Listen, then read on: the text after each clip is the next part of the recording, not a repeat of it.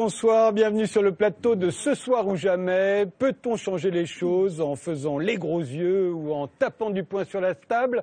C'est ce qu'on va voir en revenant sur la fronde des députés socialistes, sur Alstom, sur le dernier rapport du GIEC qui est encore plus alarmant que tous les précédents et sur la zone sans relou qui a été inaugurée vendredi dernier dans la rue de Lappe à Paris.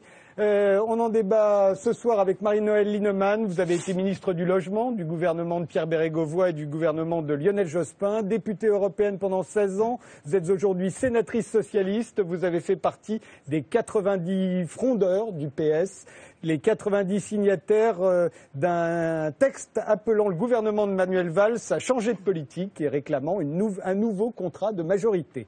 Pascal Fautrier, vous venez de publier un gros roman intitulé Les Rouges, inspiré de votre famille et racontant plus de 2 siècles de combats de la gauche révolutionnaire en France, 8 générations qui vont de 1789 à aujourd'hui. Bruno Gassiot, vous avez été pendant 15 ans l'un des auteurs des Guignols de l'info. Vous avez récemment publié un petit manuel de survie à l'intention d'un socialiste dans un dîner avec des gens de gauche, dans lequel vous reprochez au PS de ne plus vouloir changer le monde. Et donc, vous avez créé un parti pour le faire, qui s'appelle Nouvelle Droite. Gaspard Proust, après une tournée triomphale en France avec votre spectacle Gaspard Proust Tapine, dont 2 dates au Châtelet, une première pour un humoriste, après le succès du DVD du même nom, après les 10 dernières irrévocables qui ont eu lieu au Théâtre Montparnasse fin 2013, vous serez de retour au Théâtre de la Madeleine pour 9 dates exceptionnelles à partir du 22 mai, toujours dans Gaspard Proust Tapine. À part ça, tous les samedis, on vous retrouve dans Salut les Terriens, l'émission de Thierry Ardisson sur Canal+.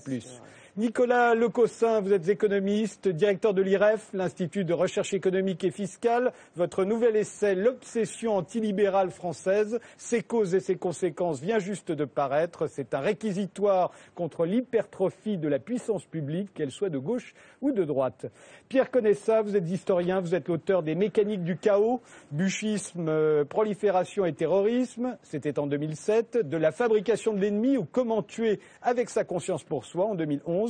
Aujourd'hui, vous publiez Surtout ne rien décider, qui analyse comment ne rien faire tout en donnant l'illusion de l'action. Et vous m'avez demandé d'ajouter que vous étiez énarque, comme quoi vous saviez de quoi vous parliez. Commençons par la fronde des parlementaires socialistes qui, forts de leur nombre, voulaient peser sur le gouvernement. Regardez.